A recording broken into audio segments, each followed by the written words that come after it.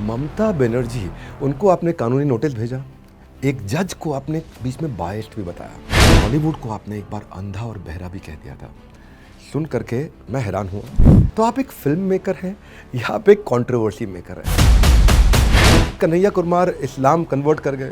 1965 के वॉर में आपने कहा था कि नेहरू जी इसके जिम्मेदार हैं, पर उनका देहांत तो पहले ही हो चुका था। कहीं पर शायद आपने कहा था कि गांजा से कोविड-19 भी खत्म हो सकता है, कैनबिस से।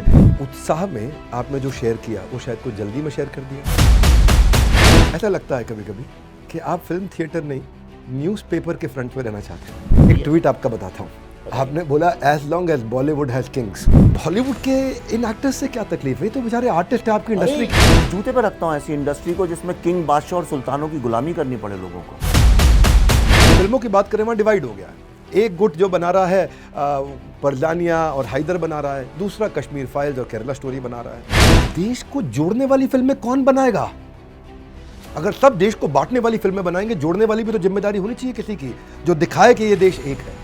ये दायित्व मेरे ऊपर नहीं है। देश को जोड़ने का काम राजनीतिक लोग करें, देश को जोड़ने का काम मीडिया करे, साधु संत करें, समाज सेवा वाले करें। मेरा सवाल है सवाल उठाना अपनी फिल्मों से। नमस्कार, मैं Vivek Bindra, founder and CEO बड़ाबिजनेस.com। Welcome to the Bada Bharat show, a tribute to India's global brand ambassador. ऐसे लोग जो भारत को बड़ा भारत बनाते हैं, उन्हीं की कहानियां जिम्मेदारी से आप तक पहुंचाते हैं। आज के जो हमारे मेहमान हैं, Indian film director, producer, writer, author. जिन मुद्दों पर कोई नहीं बोलता है, ये इंसान उनकी फाइल्स को खोलता है। हाँ, पर्दा हो या चर्चा, ये बेबाक बोल डालते हैं। आज आपको मिलवाने जा रहे हैं जो कश्मीर का दर्द दिखाकर जिन्होंने पूरे भारत को रुलाया है। आज उन्हें हमने बड़ा भारत पर बुलाया है। Please welcome mister Vivek Agnihotri. Hello, hi, नमस्ते। नमस्ते सर, स्वागत है आपका। कुछ बाउंसर्स, कुछ बीमर्स और थोड़ी थोड़ी स्पिन भी दूंगा मैं आपको बीच बीच में। आज आपसे जो चर्चा करना चाहते हैं, पहला, हम दोनों का एक ही नाम है, विवेक। लेकिन आपका जो नाम में विवेक है, उसमें जो दो बार व आ रहा है, वी वे, इसके अंदर इसका अर्थ कहीं वाद और विवाद से तो नहीं जुड़ा है? क्योंकि आपने लगभग 6 मूवीज बनाई हैं। जी हाँ। लेकिन उससे 10 गुना ज़्यादा कंट्रोवर्सीज पाई हैं। मैं ये देखता हूँ कि ममता बनर्जी, उनको आपने कानूनी नोटिस भेजा, एक जज को आपने बीच में बायस्ड भी बताया, बाद में माफ़ी भी मांगनी पड़ी। शशि थरूर, प्रकाश राज, अनुराग कश्यप, ट्विटर पे इनके साथ आपका काफ़ी चर्चा होता है, अलग अलग प्रकार का, कुछ कड़वा, कुछ मीठा और कभी कभी ज़्यादा काफ़ी कड़वा। बॉलीवुड को आपने एक बार अंधा और बहरा भी कह दिया था। सुन करके मैं हैरान हुआ। ऑनलाइन हो या ऑफलाइन, आपने बहुत बनाई है हेडलाइन। तो आप एक फिल्म मेकर हैं या आप एक कंट्रोवर्सी मेकर हैं? कला की जगह इतना कटाक्ष और कंट्रोवर्सी क्यों? हम सोचते हैं कि देश में शांति हो, पर कभी कभी ऐसी बातों से अशांति भी हो सकती है। तो विवेक जी, इसके विषय में क्या कहेंगे? देखिए, कंट्रोवर्सी की जहाँ तक बात है, कंट्रोवर्सी मैं तो नहीं क्रिएट करता हूँ। जो कंट्रोवर्सी क्रिएट करते हैं वो बताएं क्यों करते हैं। जैसे आप यहाँ बैठे हैं, अब आपकी शर्ट में लाल रंग भी लगा हुआ है और काला भी है। मैं कहूँ नहीं, इसमें तो साहब ये लाल रंग जो है, इससे मैं बड़ा ऑफेंड हो रहा हूँ। तो ये जिम्मेदारी तो मेरे ऊपर है, मैं क्यों ऑफेंड हो रहा हूँ बताने की। या मैं कहता हूँ ये लाल नहीं तो नीला रंग है, बस कंट्रोवर्सी चालू। और कंट्रोवर्सी, अब देखिए, कंट्रोवर्सी तभी होती है जब उस कंट्रोवर्सी को एक प्लेटफॉर्म मिले। और आज सोशल मीडिया, पॉलिटिक्स, रिलीजन, ऐसा कोई फील्ड नहीं है दुनिया का जो कंट्रोवर्सी को बहुत आदर से उसका स्वागत सत्कार ना करता हूँ।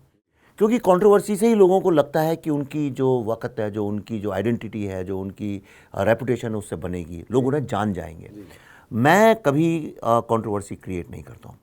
दूसरी बात, जहाँ तक बॉलीवुड की बात है या बाकी शशि थरूर या ममता बनर्जी, हो क्या गया कि भारत में ना 75 साल से हम लोगों ने किसी को एंटरप्रेन्योरशिप और लीडरशिप नहीं सिखाई है। हमने लोगों को स्वतंत्र दिमाग से जिंदा रहना नहीं सिखाया, हमने लोगों को टोपीबाजी सिखाई है। तो इसलिए क्या हो गया, सब लोग आप देखिए इंडिया में कैसे बात करते हैं, जी मालिक, जी सेठ जी। मैं इसके बचपन से अगेंस्ट था। तो ये चाहे ममता बनर्जी हो, चाहे वो प्रधानमंत्री हो, चाहे वो सबसे बड़े रिलीजियस स्वामी हो, ऐसा सबका ये हो गया कि मैं अथॉरिटी हूँ, मेरे सामने अब कोई कुछ नहीं बोल सकता। आप देखिए इंडिया में, आप तो एंटरप्रेन्योरशिप में आप तो नंबर 1 है इंडिया में, पर आप देखिए most of the family driven जो एंटरप्रेन्योर्स हैं, वो कैसे अपने लोगों से बात करते हैं, जैसे वो नौकर हैं, उनको 2 कौड़ी का समझते हैं। तो इसी तरह से जो इंटेलेक्चुअल्स थे या फिल्म मेकर्स थे, वो अपने को बादशाह समझते हैं। और जब वो बोलते थे, दुनिया सुनती थी। उन्होंने बोला वर्ल्ड सेक्युलर है, लोगों ने मान लिया। उन्होंने बोला भारत का इतिहास मुगलों के आने से शुरू होता है, लोगों ने मान लिया। और अगर मैंने उस पर क्वेश्चन उठाया तो इतनी बड़ी एक एंटरप्राइज जो 75 साल से चल रही थी, आप अगर उस पे पत्थर मारेंगे तो वो रिएक्ट तो करेगी, और वो जो एक्शन रिएक्शन है उसको लोग कंट्रोवर्सी बोलते हैं। मेरे हिसाब से वो एवोल्यूशन है। आप जब पत्थर मारते हैं, कई बार पत्थर थोड़ा गलत भी होता है, ऐसा लगता है, क्योंकि कई बार आप उत्साह में कोई गलत चीज़ शेयर कर देते हैं। जैसे देख, वैसे तो शेयरिंग इज केयरिंग, हाँ, लेकिन आप जो इतने डेयरिंग हो गए कि आपने कई बार कुछ भी शेयर कर दिया, फैक्ट नहीं, ऑथेंटिक। देखो, मैं बीबीसी का एक सर्वे आपने शेयर किया, वो सर्वे एक्चुअली ठीक था नहीं, कि कांग्रेस वर्ल्ड की नंबर 2 करप्ट पार्टी है। एक दफ़ा आपने वो सरकाज़म था। देखिए, अभी आपको मैं बताता हूँ ये फैक्ट चेकिंग इंडस्ट्री क्या है, उसके बारे में जो लोग समझते हैं वैसा है नहीं। एक कन्हैया कुमार के बारे में बात कर रहा था, उस पर आपने बताया कन्हैया कुमार इस्लाम कन्वर्ट कर गए, वो फैक्ट चेक में थोड़ा पकड़ा गया, गड़बड़ हो गया उसमें। 1965 के वॉर में आपने कहा था कि नेहरू जी इसके जिम्मेदार हैं, पर उनका देहांत तो पहले ही हो चुका था। इसके अलावा एक एंटी सीएए प्रोटेस्टर की डॉक्टर्ड इमेज भी आ गई। तो कहीं पर शायद आपने कहा था कि गांजा से कोविड-19 भी ख़त्म हो सकता है, कैनबिस से। कई बार ऐसा हुआ कि उत्साह में आपने जो शेयर किया वो शायद कोई जल्दी में शेयर कर दिया। नहीं, उत्साह नहीं, उत्साह की बात नहीं है। अंधों के शहर में अप्सरा को ले आओगे तो लगेगा कि जैसे कुछ गलत हो रहा है। प्रॉब्लम ये है कि लोगों के दिमाग में सेंस ऑफ ह्यूमर बिल्कुल ख़त्म हो गया, सरकाज़म लोगों ने समझना बंद कर दिया। क्या होता है कि जब एक समझ लीजिए एक MBBS MD एक डॉक्टर है, और वो अगर आपसे कहता है, अरे क्या बोलते हैं, तुम एक काम किया करो, पानी पी लो, उससे कैंसर ठीक हो जाएगा, तो आपको ये समझ में आना चाहिए कि वो व्यंग कर रहा है कि क्या कर रहा है। अब प्रॉब्लम ये है कि दुनिया को सब लोग डम डाउन करने में लगे हुए हैं। आज जो ये पूरी की पूरी सोशल मीडिया नैरेटिव इंडस्ट्री है, लोगों को डम डाउन करना चाहती है। जितने ज़्यादा लोग डम डाउन होंगे उतनी ज़्यादा ये बढ़ेगी। लोग इंटेलिजेंट हो गए तो इनकी ज़रूरत नहीं है, चाहे वो फैक्ट चेकर्स हों, चाहे वो फेक न्यूज़ नरेटर्स हों, सब वही का वही कर रहे हैं। आप ये बताइए कि वो एक आप अगर सटायर साइट पे छपी थी वो खबर, मैंने वहाँ से शेयर की, उसमें नाम भी लिखा हुआ है। दूसरी बात यह है कि जो कन्हैया कुमार का एक राजनीति में एक व्यंग करने का एक तरीका होता है, अब उसको लोग गलत तरीके से समझते हैं। और जहाँ तक आपने जो मुझे बताया है कन्हैया कुमार या इनका जो कुछ है, अगर कहीं गलती भी हो जाती है तो उसको मैं इमीडिएटली डिलीट करता हूँ और कोई बता दे। कई बार हो सकता है, आप समझिए, अगर कल को ये खबर छप जाए कि एक तमिलनाडु में सबसे बड़ा लिथियम का रिजर्व मिला है, और वो एक ऐसी जगह पे छपा हो जिस पे आप बिलीव करते हैं, तो आप उसको शेयर करेंगे। लेकिन अगर कल को कोई बोले ये फेक न्यूज़ है, तो मैं इमीडिएटली उसको डिलीट कर देता हूँ। ऐसा नहीं है। और कोई मैंने ऐसा मैं पॉलिटिशियन नहीं हूँ, कोई मैं रिलीजियस गुरु नहीं हूँ, और ना ही मैं कोई सोशल मीडिया साइट चलाता हूँ कि मेरे कंधों पे ये भार है कि मैं गलती नहीं कर सकता हूँ। मैं 1000 बार करूँगा, लेकिन 4 गलतियां गिनाई, लेकिन मैंने जो 9099 सत्य भी बताए, उस पर ध्यान किसी का नहीं है। उस पर किसी का ध्यान नहीं है। आपकी बीवी ने आपको 100 बार आई लव यू बोला, उस पर ध्यान नहीं है। एक बार अगर उसने आपसे बात करी, आई हेट यू बोला, तो गुस्सा तो आपने उसके खिलाफ एक पूरी क्या बोलते हैं मुहिम जारी कर दी। विवेक जी, पॉइंट वेल टेकन। गलती को सुधार लेने वाले को गलत नहीं मानते। ये सब व्यंग था, जब मैं बोल रहा था इसमें व्यंग था, इसमें कोई बुरा भी मान सकता है। नहीं, देखिए, जब आपने बोला कि अगर मैंने गलती सुधार लिया, वेल टेकन, लेकिन ऐसा लगता है कभी कभी कि आप फिल्म थिएटर नहीं, न्यूज़पेपर के फ्रंट पे रहना चाहते हैं। ऐसा लगता है कई बार कि इमरान खान ने जो इंस्टाग्राम पे वीडियो में म्यूजिक डाला, जी, पर वहाँ पे कंट्रोवर्सी क्रिएट हो गई कि आपने बोला अपने लिए, पठान के गाने में बेशरम रंग को आपने एंटी सेक्युलर बता दिया, कश्मीर फाइल्स को ऑस्कर अवार्ड में शॉर्टलिस्ट होने की बात आपने करी। एक सेकंड, नहीं, यहाँ पे बात हो जाए। अब आप फेक न्यूज़ के लोगों में फंस गए हैं। मुझे लगता है आप फैक्ट चेकर्स ज़्यादा देखते हैं, कम्युनल टाइप के जो फैक्ट चेकर्स हैं उनको ज़्यादा चेक करते हैं दुनिया में। और ये मैं खुल के बोलना भी चाहता हूँ, आपके इतने करोड़ों लोग आपका देखते हैं, दुनिया में एक भी आदमी अगर ये बोल दे कि मैंने ये बोला कि ऑस्कर की जो फाइनल लिस्ट होती है उसमें मेरी फिल्म शॉर्ट लिस्ट हो गई, मैं आज इसी वक्त सब छोड़ के अपने गांव चला जाऊंगा। मैं आज के बाद कभी कुछ बोलूंगा नहीं। और अगर आप नहीं ये साबित कर सकते हैं तो इसका मतलब आप फेक न्यूज़ को कंज्यूम कर रहे हैं। मैंने कभी आज तक ऐसा नहीं बोला। एक कम्युनल रिलीजियस टाइप के फैक्ट चेकर हैं जो एक पर्टिकुलर फेथ के लोगों को सपोर्ट करते हैं, उन्होंने इसको घुमा फिरा के बोल दिया। मेरा एक ही ट्वीट आया है जो ऑफिशियल लैंग्वेज एकेडमी से आती है, मैंने उसी लैंग्वेज को किया है, राइट। और चूंकि लोग अज्ञानी हैं, इग्नोरेंस इज अ ब्लिस, लोग अज्ञानी हैं, इग्नोरेंट हैं, मूर्ख हैं थोड़े, और कुछ महामूर्ख हैं, तो होता क्या है कि इन लोगों के बीच में जब आप कुछ बोलते हैं और अगर 100 महामूर्ख एक ज्ञानी व्यक्ति को क्वेश्चन करने लगे तो वो बेचारा कब तक अपना डिफेंड करेगा। लोग तो बुद्धा के बारे में भी यही बोलते थे जब बुद्धा थे। तो आप दुनिया की कोई ताकत अगर ये बता दे कि मैंने कभी ये बोला कि मेरी फिल्म ऑस्कर के लिए शॉर्टलिस्ट हो गई, लेकिन वो ऑस्कर की जो लिस्ट है 3000 फिल्मों में से जो 250-300 फिल्म सिलेक्ट होते हैं उसमें वो फिल्म ऑफिशियली सिलेक्ट हुई है, तो दुनिया की कोई ताकत इसको डिनाई नहीं कर सकती। चलो ठीक है, मैं इसको पीछे करता हूँ। क्या ये बात सच है?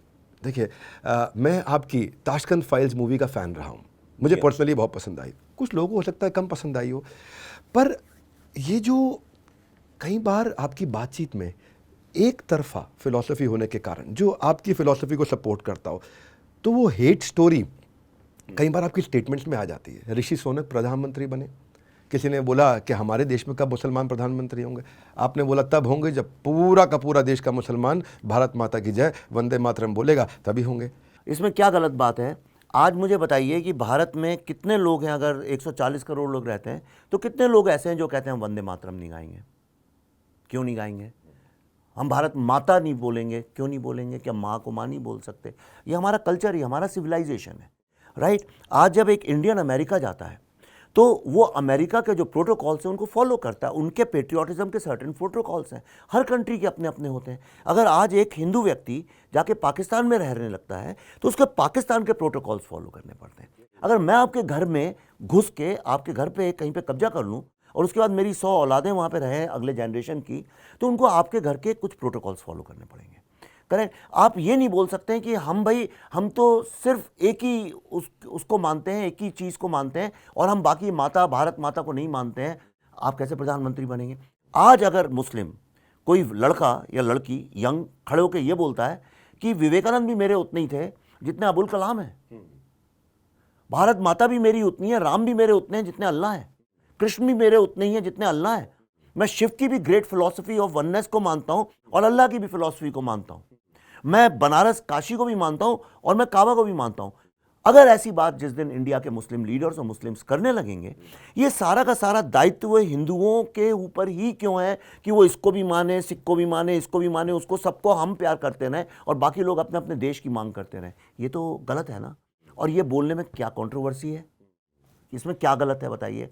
नहीं, आपने पूछा तो मैंने जवाब दे दिया। आपको खुल के जवाब देना चाहिए। देखिए, एक और मैं दिल से चाहता हूं भारत का प्रधानमंत्री एक मुस्लिम बने। मैं दिल से, ये मैं अपनी, अगर मेरा आप शरीर काटे मेरी आत्मा चेक करें, मैं दिल से चाहता हूं ये देश तभी सेक्युलर होगा जब कोई मुस्लिम खड़े होकर ये बोले कि ये देश मेरा उतना ही है जितना एक पंडित राम प्रसाद मिश्रा का है। आपने लेकिन बोला कि जिस दिन आकर के देश का प्रधानमंत्री मुसलमान बोल देगा ये देश मेरा भी उतना ही है जितना आप सबका है, उस दिन मैं खुश होऊंगा, मेरी आत्मा ही चाहती है। बोले ना, मैं चाहता हूं इस देश में रहने वाले 140 करोड़ लोग बोलें कि मैं, ये भारत माता के हम सब बेटे हैं। जिस दिन इस देश से मेजॉरिटी माइनॉरिटी का कॉन्सेप्ट खत्म होगा उस दिन भारत विश्व गुरु बनेगा, तब तक नहीं बनेगा। विवेक जी, आप कह रहे हैं जिस दिन, इसका मतलब आज के दिन आप मानते हैं कि ऐसा नहीं है? ऐसा नहीं है, बिल्कुल नहीं है। आज के दिन हमारे देश का मुसलमान हमारा नहीं है? नहीं, मैं ये बिल्कुल नहीं कह रहा हूं, लेकिन अगर एक रविन्द्रनाथ टैगोर ने बहुत फेमस इंटरव्यू छपा हुआ प्रिंटेड है, आप गूगल कर सकते हैं, आपके सामने कंप्यूटर भी है।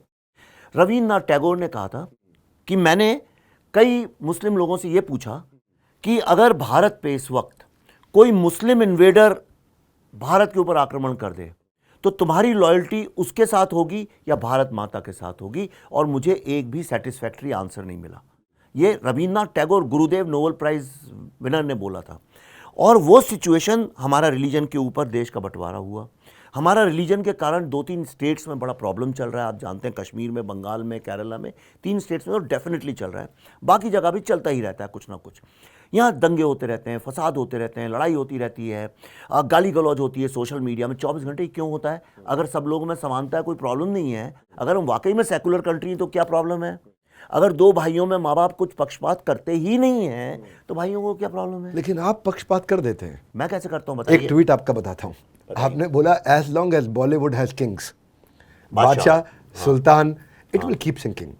अब सब जानते हैं शाहरुख को किंग कहा जाता है, बादशाह उनकी फिल्म का नाम है, सुल्तान बादशाह बोलते हैं, सुल्तान सलमान खान है जी। तो जब बॉलीवुड के इन एक्टर्स से क्या तकलीफ है? तो बेचारे आर्टिस्ट है आपकी इंडस्ट्री के। ये कैसे इंडस्ट्री है? जूते पर रखता हूं ऐसी इंडस्ट्री को जिसमें किंग, बादशाह और सुल्तानों की गुलामी करनी पड़े लोगों को।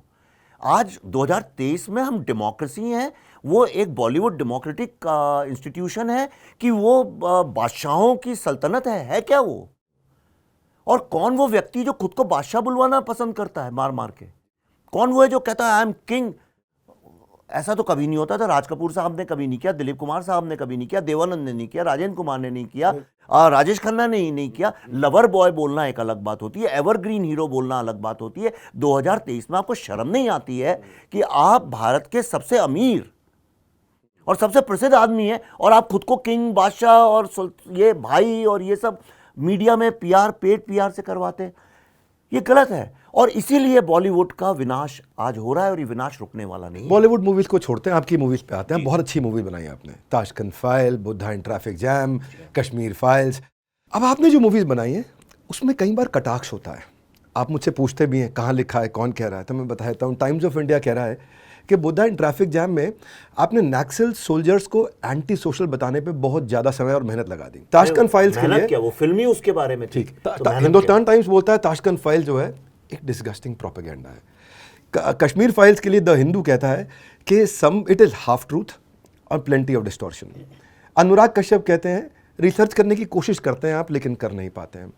और यहाँ तक बोला गया कि आप एक कठोर बोलूँगा एक चालाक आदमी है जो अपने एजेंडा को प्रमोट करने के लिए इतना क्रिएटिवली प्रेजेंट करते हैं कि लोग आपकी इस एजेंडा को एक्सेप्ट भी कर लें। तो ये सत्य है, इसमें झूठ क्या है?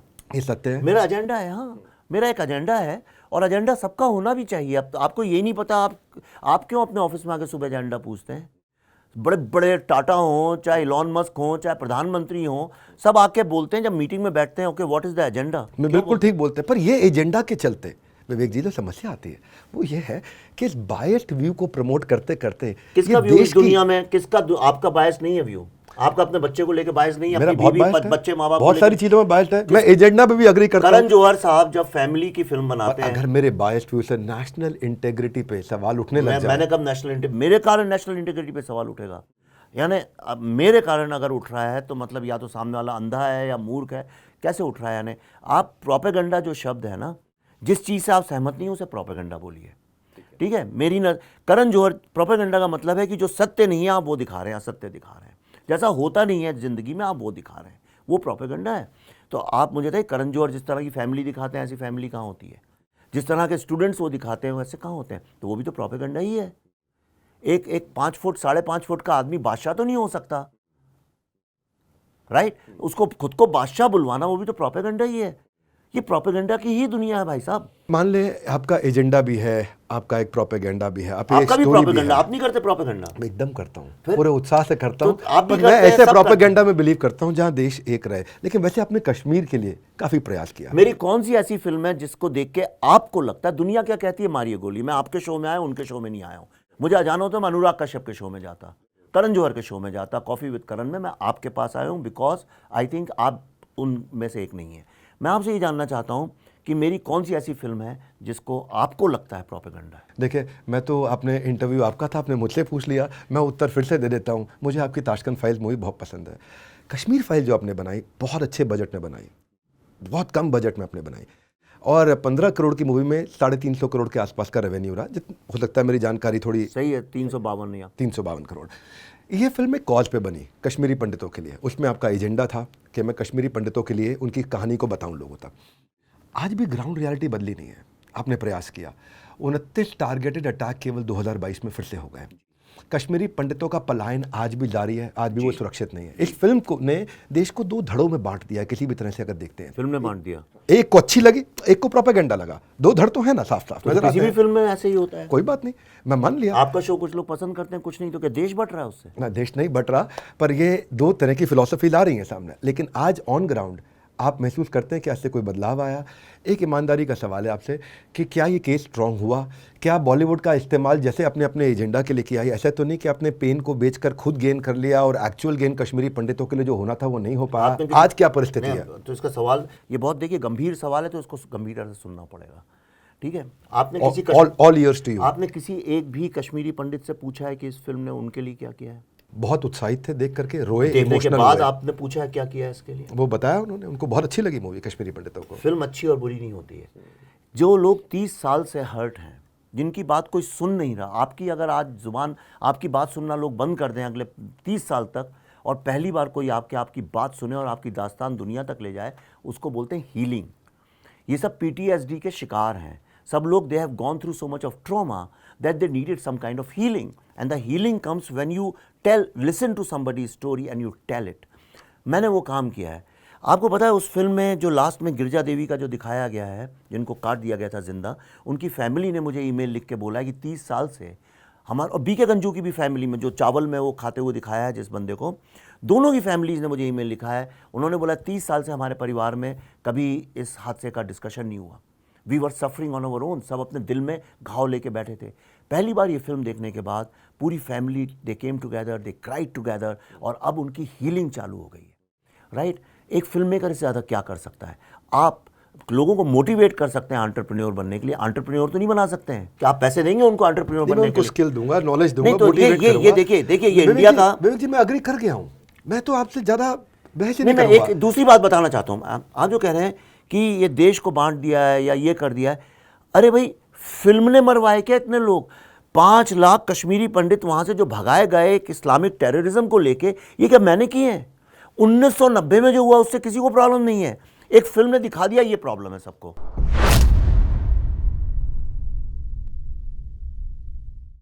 बॉलीवुड के नेपोटिज्म के खिलाफ है। आप कहते हैं कि सन 2000 के बाद से नेपोटिज्म बढ़ गया है। आप ये कहते हैं कि ग्रुपिज्म, फेवरेटिज्म बढ़ गया, पर ये तो पहले भी था। सनी देओल, बॉबी देओल पहले भी थे। पहले भी राज कपूर, उनकी एक्सटेंडेड फैमिली थी। पहले भी आमिर खान फिल्मी परिवार से आ रहे थे, सलमान खान, सलीम खान के साथ आ रहे थे। आप भी तो कुछ लिमिटेड सेट ऑफ एक्टर्स के साथ ही काम करते हैं। आप भी तो कुछ लिमिटेड लोग, अनुपम खेर, मिथुन चक्रवर्ती और आपकी धर्मपत्नी श्रीमती पल्लवी जोशी जी के साथ ही काम करते हैं। तो जो आप क्रिटिसाइज कर रहे हैं, क्या वो आप खुद प्रैक्टिस नहीं कर रहे हैं? आपके हिसाब से बॉलीवुड का सबसे पावरफुल पर्सन कौन है? बॉलीवुड में सबसे अंडररेटेड एक्टर कौन है बहुत अच्छे, लेकिन नाम नहीं है उनका। बॉलीवुड में नेपोटिज्म का झंडा सबसे ज्यादा किसने गाड़ा है? Casting couch. बॉलीवुड में लड़कियों का यौन शोषण, क्या ये सच्चाई है?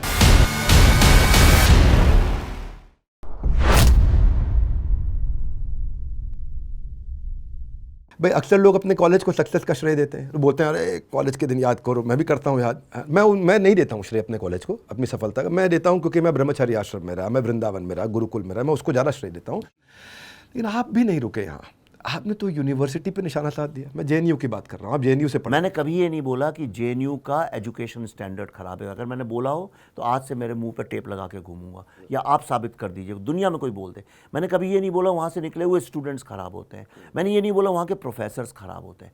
मैंने ये एक ही बात शुरू से बोलता आया हूँ और आज भी बोल रहा हूँ और बोलता भी रहूँगा। JNU को एक गढ़ बनाया गया स्टूडेंट्स को रिक्रूट करने के लिए, अर्बन नक्सल्स की आइडियोलॉजी को प्रोपोगेट करने के लिए। करेक्ट? और इसमें क्या गलत बात है? तो आपके सामने उदाहरण, टुकड़े टुकड़े की मांग तो JNU में ही लगी थी। राइट? जो स्टूडेंट्स आज जेल के अंदर हैं वो कहाँ के स्टूडेंट्स के ही तो हैं। उमर खालिद वगैरह कहाँ के हैं? कहाँ के? आप बताइए। JNU के ही तो हैं। राइट? किसी और दिल्ली यूनिवर्सिटी के तो नहीं है। तो जब वो था, अब तो मैं नहीं बोलता हूँ क्योंकि अब वो मसला नहीं है। अब फिर से अगर कोई ऐसी बात करेगा तो मैं उसके बारे में बोलूँगा, और मैं ही क्यों, सारी दुनिया ही बोलती है। समझ गया मैं। आप कहते हैं कि एजेंडा होना चाहिए, उस बात से तो मैं वाकिफ। बिल्कुल एजेंडा नहीं, आपका एक गोल, मिशन होना चाहिए, एक मिशन, क्लैरिटी होनी चाहिए, पर्पस होना चाहिए। ये पर्पस मैंने देखा है कि बॉलीवुड में 2 तरह के लोग हैं जिनके पर्पस। एक तरफ है विवेक अग्निहोत्री। मैं बॉलीवुड से मेरा कोई लेना देना नहीं है, वहां से रिजाइन कर चुका हूं। आपका अनुपम खेर से लेना देना, आपका अशोक पंडित से, आपका कंगना रनौत से, आपका विवेक अग्निहोत्री, आप स्वयं। लेकिन दूसरी तरफ अनुराग कश्यप हैं, विशाल भारद्वाज है, अनुभव सिन्हा है, सुधीर मिश्रा है। ये समय समय पर दोनों ग्रुप एक दूसरे को क्रिटिसाइज कर रहे हैं। मेरे मन में एक सवाल आता है, पर्सनल प्रोफेशनल फ्रंट पे भी खूब क्रिटिसाइज कर लेते हैं एक दूसरे को। फिल्मों की बात करें, वहाँ डिवाइड हो गया है। एक गुट जो बना रहा है परजानिया और हैदर बना रहा है, दूसरा कश्मीर फाइल्स और केरला स्टोरी बना रहा है। 2 अलग अलग। थोड़ा गलत है सवाल। मेरा सवाल कुछ और है। हाँ, मेरा सवाल यह है कि एक तरफ लेफ्ट खींच रहा है, एक राइट की तरफ खींच रहा है। देश को जोड़ने वाली फिल्में कौन बनाएगा? अगर सब देश को बांटने वाली फिल्में बनाएंगे, जोड़ने वाली भी तो जिम्मेदारी होनी चाहिए किसी की, जो दिखाए कि ये देश एक है। देखिए, ये दायित्व मेरे ऊपर नहीं है। देश को जोड़ने का काम राजनीतिक लोग करें, देश को जोड़ने का काम मीडिया करे, साधु संत करें, समाज सेवा वाले करें। मेरा सवाल है सवाल उठाना अपनी फिल्मों से। मैं एक नए जॉनरा की फिल्में बनाता हूँ, मैं इन्वेस्टिगेटिव फिल्म्स बनाता हूँ। एक बात वो है, और दूसरी बात ये, लेफ्ट राइट आप लोगों के दिमाग के अंदर है। ये इंडिया में पहली बात तो लेफ्ट नाम की चीज़ कुछ नहीं है। या तो यहाँ इंडिया में इंडिया मोस्टली राइट विंग ही है, जिसको लोग राइट विंग समझते हैं। ऐसा कौन है जो उससे बोलो पूजा पाठ कल से बंद कर दो? सारे तो ब्राह्मण हैं कम्युनिस्ट लोगों के, सब तो करोड़पति हैं, बात सोशलिज्म की करते हैं। सवाल ये 75 साल की जो हिपोक्रेसी थी वो टूट रही है, एक बहुत बड़ा इस्टेब्लिशमेंट खत्म हो रहा है। और दूसरी बात मैं ये जानना चाहता हूँ, ये जो आप कहते हैं दूसरा गुट है, ये तो इतने साल से फिल्में बना ही रहे थे ना। इन्होंने तो फिजा, फना, मिशन कश्मीर, हैदर वैदर, ये सारी फिल्में बनाई थी, जिसमें 1990 के ही टाइम में कश्मीर दिखाया गया है, लेकिन उसमें पंडितों का जिक्र तक नहीं है, जैसे वो कभी रहे ही नहीं वहाँ। इतना बड़ा झूठ आप पे लादा गया, उसको सब लोग मुस्करा मुस्करा के, कोक पीते पीते, पॉपकॉर्न खाते खाते देखते रहे। आज मैंने एक दूसरा साइड ट्रूथ का दिखाया तो ऑब्वियसली मैं ही कॉन्ट्रोवर्शियल हो गया, और वो सही है। Buddha was also controversial when Buddha started teaching his Buddhism. Mahavir के साथ भी यही था। दुनिया में जो भी आदमी एक पुराने सिस्टम को तोड़ेगा, उस आदमी को कॉन्ट्रोवर्शियल माना ही जाएगा। एलॉन मस्क को भी तो लोग कॉन्ट्रोवर्शियल मानते हैं, ये होगा। अनुराग कश्यप को आज से 10-15 साल पहले कॉन्ट्रोवर्शियल मानते थे, क्योंकि उसने उस सिस्टम को चैलेंज किया था। आज वो सिस्टम का पार्ट है। इसीलिए सुधीर मिश्रा की अभी जब फिल्म आ रही थी अफवाह, तो उनको ट्विटर पे जाके बोलना पड़ा कि मेरी फिल्म को कोई लिबरल प्रमोट ही नहीं करता है, और विवेक की फिल्म तो उसके फैंस आके देख लेते हैं। तो मैंने कहा, आपके लेफ्टिस्ट दोस्त ही आपसे अगर प्रमोट नहीं कर रहे हैं फिल्म को, तो आप मेरे पास आइए। मेरे ऑफिस आए, मैंने प्रोड्यूस किया, पॉडकास्ट किया, इट बिकेम वायरल। दूसरी बात करते हैं, क्योंकि अभी आपने बोला मैंने बॉलीवुड रिजाइन कर दिया, हैदर जैसी मूवीज़ की आपने बात, मिशन कश्मीर की आपने बात करी कि उन्होंने छुपाया सत्य को। दूसरी साइड आप बॉलीवुड के नेपोटिज्म के खिलाफ हैं। आप कहते हैं कि सन 2000 के बाद से नेपोटिज्म बढ़ गया है। आप ये कहते हैं कि ग्रुपिज्म, फेवरेटिज्म बढ़ गया, पर ये तो पहले भी था। सनी देओल, बॉबी देओल पहले भी थे, पहले भी राज कपूर उनकी एक्सटेंडेड फैमिली थी, पहले भी आमिर खान फिल्मी परिवार से आ रहे थे, सलमान खान सलीम खान के साथ आ रहे थे। आप भी तो कुछ लिमिटेड सेट ऑफ एक्टर्स के साथ ही काम करते हैं। आप भी तो कुछ लिमिटेड लोग, अनुपम खेर, मिथुन चक्रवर्ती और आपकी धर्मपत्नी श्रीमती पल्लवी जोशी जी के साथ ही काम करते हैं। तो जो आप क्रिटिसाइज कर रहे हैं, क्या वो आप खुद प्रैक्टिस नहीं कर रहे हैं? ये मेरी चॉइस है। मेरी फिल्मों में जिस तरह के रोल होते हैं मैं दूं, इसमें तो क्या मतलब, मैं किसी को भी उसके लिए रोल लिख दूं कि भाई मेरे को ये साबित करना है दुनिया को, मैं Mithun Chakraborty 3 time national award winner है, Anupam Kher national award winner है, पल्लवी, मैं सिर्फ नेशनल अवार्ड विनर्स के साथ काम करता हूँ। मेरी अगली फिल्म द वैक्सीन वॉर में नाना पाटेकर हैं, तो वो भी नेशनल अवार्ड विनर है। I work with national award winner actors. आप बताइए, जब आप क्रिकेट टीम बनाते हैं, आप बेस्ट प्लेयर्स लेते हैं कि इस दुनिया को दिखाने के लिए मैं बड़ा अच्छा आदमी हूँ, अच्छा भाई तू भी आ जा, तू मेरे पड़ोसी का बेटा, बेस्ट ऑफ द बेस्ट लेंगे, लेंगे मेरिट तो पे मैं बिलीव क्यों ना करना लूं? तो चाहिए। मैं मेरिट पे लेता हूं। मैं स्वागत करता हूं इस उत्तर का, लेकिन अब मैं, अगर आप मुझे परमिशन, मैं थोड़ी मैं अपने नालायक बेटे को काम देता हूं। और मेरी अगर पत्नी काम करती है तो वो ट्वाइस नेशनल अवार्ड विनर है, और दुनिया में कोई, आप क्वेश्चन कर सकते हैं उसके परफॉर्मेंस। नहीं, मैं जो उनका परफॉर्मेंस आपको मैं बोल देता हूं, अगर श्रीमती पल्लवी जी आप देख रहे हैं तो आपका भी मुझे ताशकंद फाइल्स में रोल बहुत अच्छा लगा।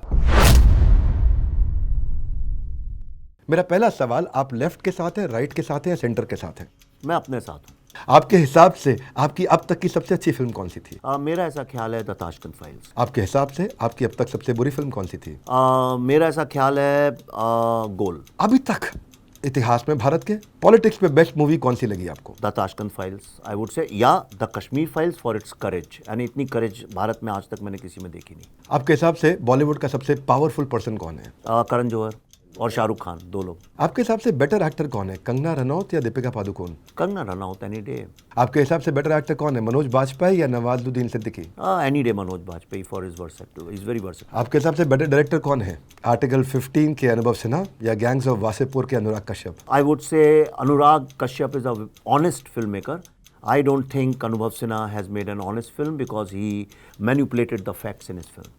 हैदर के विशाल भारद्वाज या कश्मीर फाइल्स के विवेक अग्निहोत्री? हैदर के विशाल भारद्वाज। आपके हिसाब से बॉलीवुड में सबसे अंडररेटेड एक्टर कौन है बहुत अच्छे लेकिन नाम नहीं है उनका? मिथुन चक्रवर्ती। आपके हिसाब से सबसे ओवररेटेड एक्टर कौन है, किसी काम के नहीं है लेकिन बहुत नाम है? वो जिनके नाम है वो सारे। किसी एक का नाम लेना चाहेंगे? अब सारे के सारे, मतलब मैं नाम लेके नहीं बोलूँगा किसी के, लेकिन वो जितने लोग 100-100 करोड़ के ऊपर पैसे लेते हैं वो सारे के सारे, I think most of them are non actor. कौन कौन लेते हैं 100-100 करोड़ के ऊपर? आप सब जानते हैं, आप सब ज्ञानी हैं इस बात के, मैं किसी का नाम नहीं लूँगा। लेकिन आलिया भट्ट, श्रद्धा कपूर, जानवी कपूर, सारा अली खान, इन चारों में से आप किसके साथ काम करना चाहेंगे? मैं चारों के साथ काम करना चाहूँगा। मैं हर एक की, देखिए अपनी ये कॉफ़ी विद करण तो है नहीं कि यहाँ पे मैं ऐसा फंस के सवाल दूँ। मुझे ऐसा लगता है कि ये सवाल ही अपने आप में गलत है। वो ऐसे जैसे आपसे पूछा जाए कि आप अपनी पत्नी और अपने पिता और अपनी माँ और अपने बेटे के चारों के बीच में किसके साथ टाइम बिताना चाहेंगे? मैं चारों के साथ बिताना चाहूँगा। वरुण धवन, रणवीर कपूर, अर्जुन कपूर या अभिषेक बच्चन, इनमें से किसके साथ काम करेंगे? मैं सबके साथ करना चाहूँगा, इन सबको जोड़ के एक शोले जैसी फिल्म बनानी चाहिए। और इनमें से कोई ऐसा है जिसको आप ना इसके साथ नहीं? देखिए, Ranveer is a very talented, I love Abhishek Bachchan for his sincerity and honesty, and Varun has help me in crisis, so I have a very special place for him in my heart. आपके हिसाब से बेटर एक्टर कौन है, अमिताभ बच्चन या Anupam Kher? Anupam Kher can become many characters, Amitabh Bachchan in any role will ultimately remain Amitabh Bachchan, but मैं अमिताभ बच्चन को ही देख के बड़ा हुआ हूँ, और मेरे दिमाग में, अगर मैं दुनिया में किसी स्टार को अपना आइकॉन नहीं मानता हूँ, लेकिन एक आदमी जिसको मैं बहुत श्रद्धा करता हूँ वो अमिताभ बच्चन है, और जिससे मैं बहुत प्यार करता हूँ वो है अनुपम खेर। बॉलीवुड में नेपोटिज्म का झंडा सबसे ज़्यादा किसने गाड़ा है? करण जौहर ने।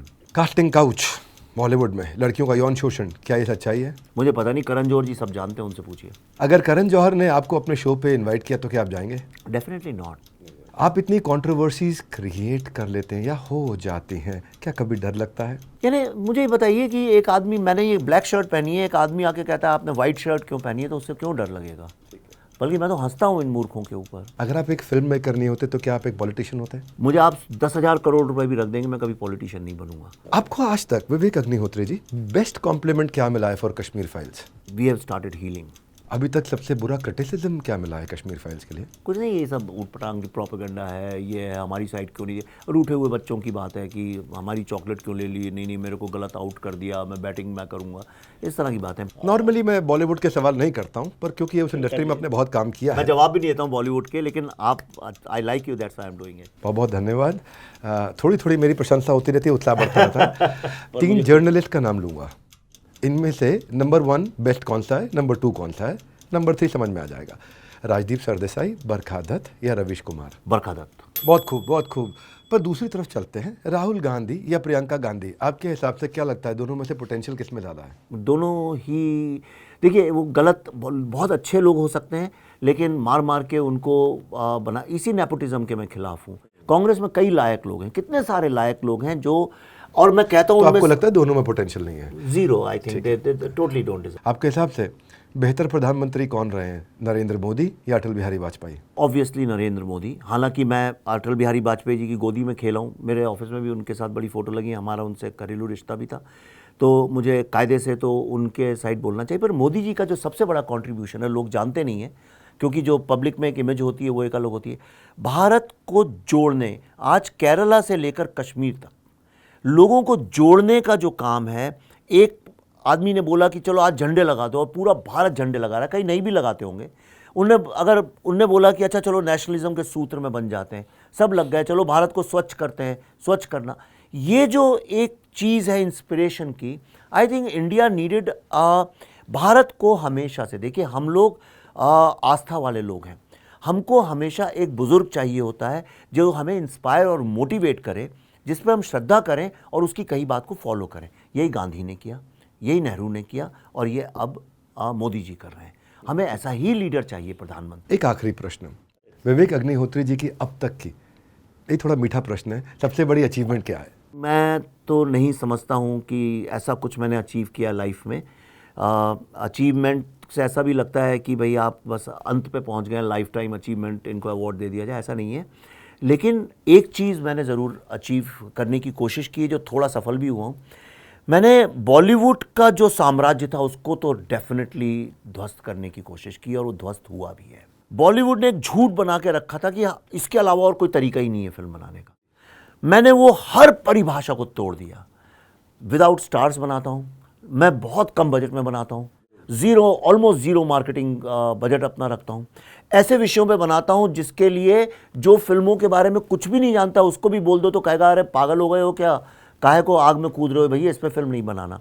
मेरी फिल्मों में गाने आने नहीं होते हैं, मेरी फिल्मों में कॉमेडी नहीं होती है, मेरी फिल्मों में एक्शन नहीं होता है, मेरी फिल्म में रिश्ते नहीं होते हैं, लव स्टोरी, मेरी फिल्मों में कुछ होता ही नहीं है सवाए 2 ग्रुप्स के जो आपस में बहस करते हैं, एक विषय है उस पर 2 लोग बात करते रहते हैं। और ये मैंने ज़रूर साबित कर दिया है कि उन सब चीज़ों के बिना भी फिल्म जनता तक पहुंचाई जा सकती है। मैंने एक न्यू मार्केटिंग, एक new style of film making और एक न्यू नैरेटिव लोगों को जागरूक करने का काम लाया हूँ। और दूसरा जो एक अचीवमेंट जो कश्मीर फाइल से अचानक मुझे पता चला कि इंडियन फिल्म्स अब एक सॉफ्ट पावर की तरह से यूज़ की जा सकती हैं।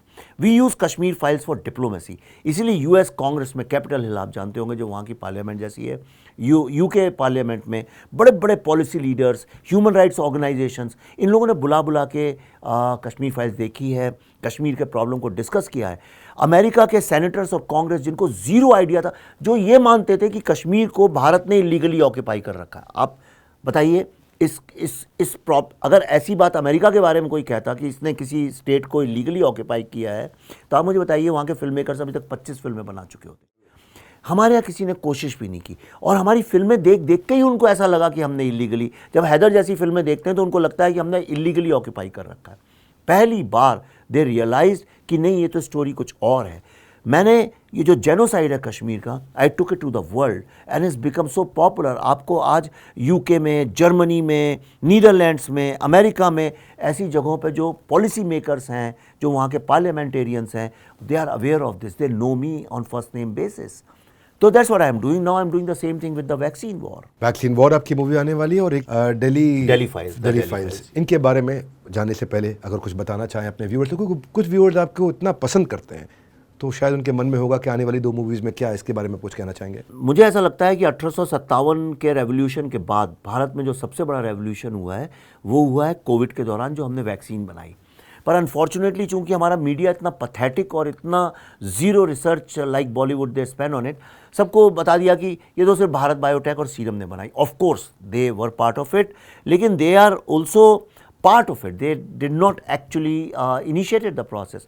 ये भारत की लीडरशिप, भारत के साइंटिस्ट और स्पेशली हमारी विमेन साइंटिस्ट, ICMR जो है Indian council of medical research, जो एक टास्क फोर्स बनाई थी जो प्राइम मिनिस्टर ने, उनने, Indian council of medical research और NIV की जो साइंटिस्ट हैं, मोस्टली विमेन साइंटिस्ट जो हैं, नेशनल इंस्टीट्यूट ऑफ वायरोलॉजी, उन लोगों ने पूरा का पूरा ये स्ट्रक्चर क्रिएट किया। उसके बाद मैन्युफैक्चरिंग डिस्ट्रीब्यूशन के लिए इट वेंट टू सीरम और इन लोगों ने बनाया। आई थॉट कि ये जो स्टोरी है इतनी कंपेलिंग, और वो स्टोरी इतनी इंटरेस्टिंग है, आपको उसमें हंसी भी आएगी क्योंकि ऐसी ऐसी चीज़ें हो रही थी जो कोई जानता नहीं था। जैसे बंदर चाहिए थे, अब बंदर जो हैं कहाँ से लाएं? बंदर, चूंकि लॉकडाउन था, कोई तीर्थ यात्री या कोई टूरिस्ट उनको कुछ चने खिलाने के लिए नहीं था, तो बंदर सारे जंगल के अंदर चले गए। तो साइंटिस्ट लोगों ने सोचा चलो हम बंदर हम पकड़ लाएंगे, एक दिन में ले आएंगे। 28 दिन वो लोग अंदर रहे और बंदर नहीं मिले। ये किसने किया? साइंटिस्ट, यंग लड़कों ने, जिनका कोई लेना देना नहीं जंगल से। किसी को ये नहीं पता है, हमने ईरान से 6000 लोग हमारे फंस गए थे, शिया मुस्लिम्स, क्योंकि जैसे मक्का होता है ऐसे कौम करके उनका रिलीजियस डेस्टिनेशन है। वहाँ से हमारे साइंटिस्ट गए, लैब लगाई, उन पे हमला हुआ, वो लोकल मिलिशिया आ गया, भाग के गए उसमें एम्बेसी के गोडाउन में जाके वहाँ पे लैब लगाई और लोगों को लेके आए। ऐसी कितनी चीज़ें बैकग्राउंड में हुई जिसके बारे में कोई जानता नहीं है। और जो सबसे बड़ी बात मुझे लगी कि हमारी जो माँ बहनें थीं, उन लोगों के त्याग और तपस्या की जो कहानी है 2 साल की, वो लोगों तक लाना बहुत आवश्यक है। इसलिए इस फिल्म को, कौन वैक्सीन पे फिल्म बनाएगा आप बताइए? आज जो 10 रुपये कोई नहीं लगाए वैक्सीन पे फिल्म बनाने के लिए। तो जो कश्मीर फाइल से थोड़ी बहुत इनकम हुई थी, थोड़ी बहुत इसलिए बोल रहा हूँ, थोड़ी ही बहुत हुई थी, बहुत तो बड़े पार्टनर्स की होती है। और जब स्टूडियो इन्वॉल्व होते हैं, लोगों को शायद पता नहीं है, लोगों को लगता है 350 करोड़ किया है बिजनेस तो सारे पैसे विवेक के पास आ गए। ऐसा नहीं है, उसका बहुत छोटा हिस्सा आपके पास आता है। हमने 10 करोड़ रुपए में ये फिल्म पूरी अपने पैसे से बनाई है, और इसको मार्केट ऑलमोस्ट, अब पैसे भी नहीं है मार्केटिंग के, तो हम लोगों से प्यार मोहब्बत से कर करा के उसको कर रहे हैं। That is what the vaccine war is. Vivek ji, आप इंसान एक हैं, लेकिन आप में न जाने कितनी आवाज़ें दबी हुई हैं, जिनमें से कुछ बातें आपने यहाँ करी।